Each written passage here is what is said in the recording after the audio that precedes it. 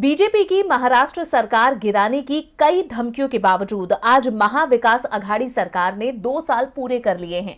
Shiv Sena, NCP और कांग्रेस के गठबंधन से बनी सरकार ने कई बाहरी चुनौतियों के हमले झेलते हुए सफलतापूर्वक ये 2 साल बिताए और एक कड़ा संदेश बीजेपी को दिया कि गठबंधन को मजबूती के साथ कैसे चलाया जाता है, जब कई ताकतें आपको हराने के लिए दिन रात कोशिशें कर रही हैं। महाराष्ट्र सरकार के 2 साल पूरे होने पर क्या तैयारियां हैं उद्धव सरकार की, आइए जानते हैं। आज महाराष्ट्र में महाविकास अघाड़ी गठबंधन सरकार के 2 साल पूरे हो गए हैं। 2 साल पूरे होने के मौके पर गठबंधन में शामिल शिवसेना, एनसीपी और कांग्रेस के कार्यकर्ता प्रदेश के अलग अलग हिस्सों में जश्न मनाएंगे, तो वहीं विपक्षी दल भारतीय जनता पार्टी के कार्यकर्ता राज्य में सरकार के खिलाफ मोर्चा खोलेगी। 2 साल पूरे होने के मौके पर सरकार जहां अपनी उपलब्धियों को गिनवाएगी, तो वहीं विपक्ष की कोशिश है कि ज्यादा से ज्यादा मुद्दों को उछालकर सरकार की किरकिरी कराई जाए। सरकार की उपलब्धियों को बताने के लिए सत्ताधारी दलों के कार्यकर्ता अलग अलग जगहों पर छोटी छोटी सभाएं कर सकते हैं। 288 सदस्यों वाले विधानसभा चुनाव में शिवसेना के पास 56 विधायक, एनसीपी के पास 54 विधायक और कांग्रेस के पास 44 विधायक हैं। वहीं बीजेपी महाराष्ट्र चुनाव में सबसे बड़ी पार्टी बनकर उभरी थी।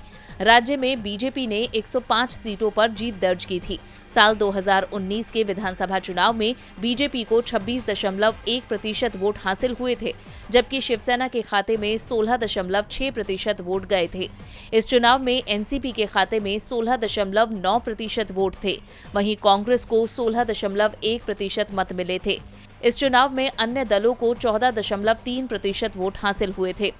आपको बता दें कि राज्य में जब महाराष्ट्र में एनसीपी, कांग्रेस और शिवसेना ने गठबंधन कर सरकार बनाई थी, तो राजनीतिक एक्सपर्ट मान रहे थे कि ये गठबंधन ज्यादा दिनों तक चल नहीं पाएगा। राजनीतिक एक्सपर्ट ये भी मानकर चल रहे थे कि इन दलों के विचार और मिजाज आपस में नहीं मिलते, ऐसे में लंबे समय तक साथ नहीं रहा जा सकता।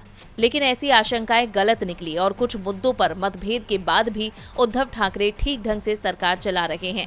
हालांकि शनिवार को ही महाराष्ट्र के पूर्व मुख्यमंत्री और केंद्रीय मंत्री नारायण राणे ने दावा किया है कि मार्च 2022 में राज्य में बीजेपी सरकार बनाएगी। राणे का बयान ऐसे समय पर आया है जब बीजेपी नेता देवेंद्र फडणवीस, चंद्रकांत पाटिल और एनसीपी प्रमुख शरद पवार और उनकी पार्टी के सहयोगी प्रफुल्ल पटेल दिल्ली में हैं, जिसके बाद अटकलबाजी बढ़ गई है।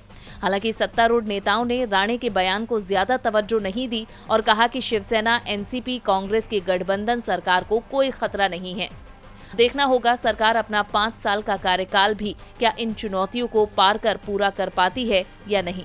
डीबी लाइव की रिपोर्ट।